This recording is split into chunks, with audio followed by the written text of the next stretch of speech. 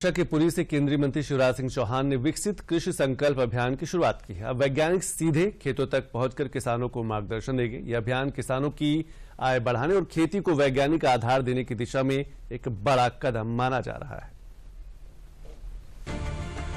केंद्रीय कृषि एवं किसान कल्याण मंत्री शिवराज सिंह चौहान ने गुरुवार को ओडिशा के पुरी से विकसित कृषि संकल्प अभियान की शुरुआत की।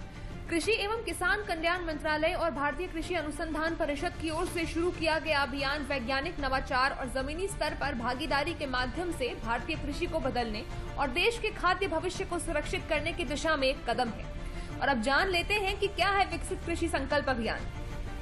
वैज्ञानिकों को प्रयोगशालाओं से निकालकर खेतों तक ले जाना, किसानों को उनकी मिट्टी, फसलों और तकनीकों की सही जानकारी देना, कृषि विज्ञान केंद्र, कृषि विश्वविद्यालय, राज्य विभाग और केंद्र सरकार का संयुक्त प्रयास, उन्नत बीज, मृदा परीक्षण, जल प्रबंधन और नई कृषि तकनीकों को गांव-गांव तक पहुंचाना, किसानों की समस्याओं का सीधा समाधान देना और फील्ड लेवल पर मार्गदर्शन करना।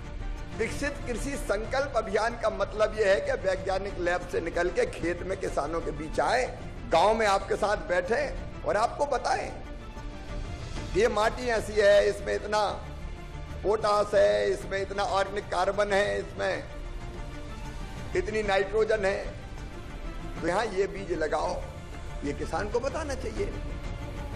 तो अब ये सारे वैज्ञानिक लैब से निकल के और आपके गांव में आ रहे हैं आज से। ये अभियान 29 मई से 12 जून 2025 तक 700 से अधिक जिलों में आयोजित किया जाएगा।